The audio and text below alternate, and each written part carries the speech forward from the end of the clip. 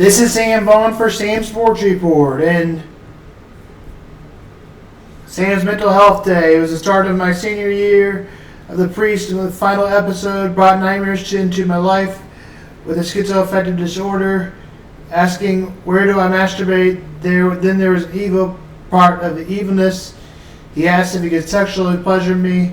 All that happened. It was the scariest thing ever happened to me. The most confusing thing was Father Wilson, at the end of the year, wrote a nice letter saying, I loved you, I treated you like a son, we had a great time together, oh boy will I miss you, anytime you need anything I'm here.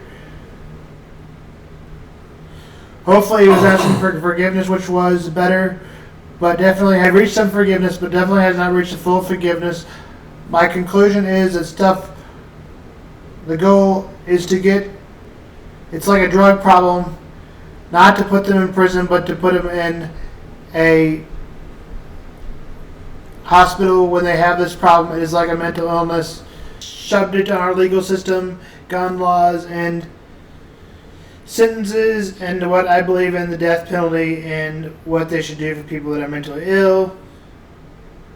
Myself with mental illness would not ever have a firearm because I would be worried I'd hurt myself and not anybody else. The priest now completed. Also, another weird thing he would not meet me up in Florida, and I wondered if that was because he wanted to do something with me. Other people have suggested that. So if the question is like, are you as angry as we are? Absolutely. Yes.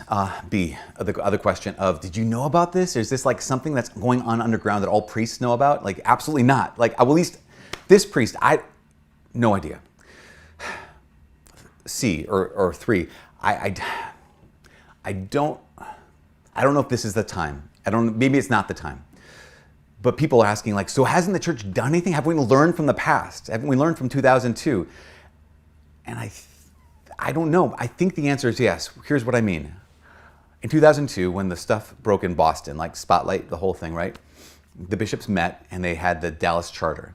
That charter put in really, really strict zero tolerance policy for anyone who would be abusing. So it's that any kind of like shuffle it under the rug or move the person around, like done, like absolutely not. Like this is going to be something where if someone comes forward, we're going to believe the victim, the one who's making the accusation, and the priest will be immediately suspended, and like all these steps are going to be taken like without fail. And as far as I know, in all dioceses that I've been part of, that has happened. Now, another thing when it comes to that is, like every diocese in the country has what you call, I mean, we have to go through training, like child protection training, all these kind of things. Like not just priests, deacons, not just clergy, but also parish employees and volunteers. Anyone working with youth has to go through all this training. And one of the big pieces of training, and one of the big like rules or laws, or whatever you want to call it, about working with youth, and that's what I do that's my ministry, right? Is something called the 2 deep rule, where you may not, if you're an adult, you may not be alone with the youth. 2 deep rule. You have to have at least one other adult or group of people, whatever the thing is. Like you may not, and this is kind of the stuff. This is like the priest. This is the church that I was ordained into, right? Because I was ordained a deacon in 2002, right in the middle of this whole thing. And so it was. I remember when I got ordained, and we went out with my family. Went out with my family to a restaurant, whatever, to like celebrate. I got ordained and this and that, and I remember getting up from the table to go to the restroom, and I walked by these guys who were about my age, at the time. We're in this, and I walked by and these 2 guys were like, child molester. I remember thinking, oh, so this is what this is going to be like. This is what it's going to be like to go out in public, and that's how it was. I mean, that's kind of what it's been. You go to the grocery store, walk through the airport, and moms have their kids and shift them over to the other side, like watching me, like. And I remember being really troubled by that, really bothered by that the first year. I mean, it always bothers me, whatever, but being really, really bothered by that. I remember going into the chapel going like, God, what the heck? I mean, I didn't do anything. Why is this? Why do I have to deal with this? And I remember the Lord speaking, and he was like, you know what? Those kids didn't do anything either. They didn't do anything wrong. but because of someone else, they have to carry this weight for the rest of their lives. They didn't deserve it. So if you have to wear a collar and maybe some people look at you suspiciously, then you can bear that. Because those kids didn't deserve this. And they are experiencing far, far greater weight, greater pain than you could ever experience by someone looking at you askew, you know?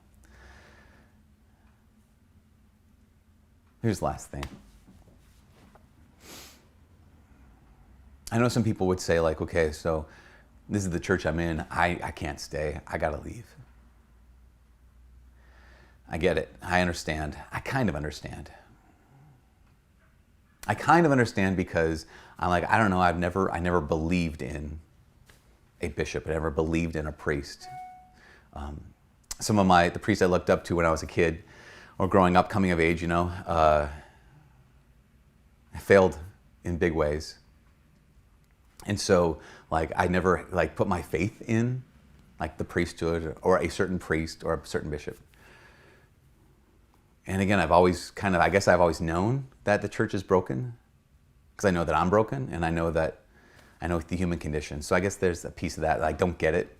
If Jesus founded the church, then why would I ever leave, even if it's got corruption?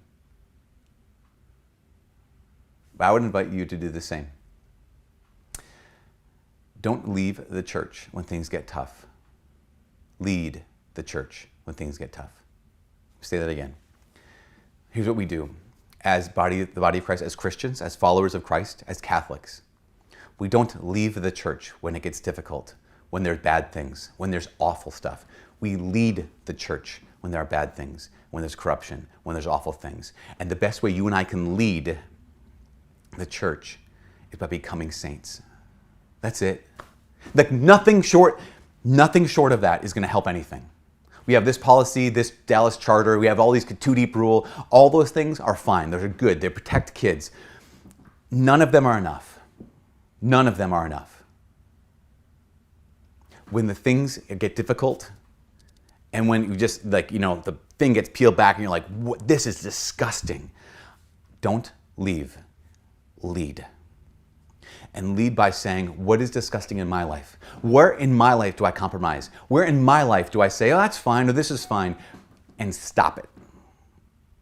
Where in my life is there infidelity? Where in my life is there a two-facedness? Where in my life is there corruption? And weed it out, bring it into the light. Refuse to compromise with it.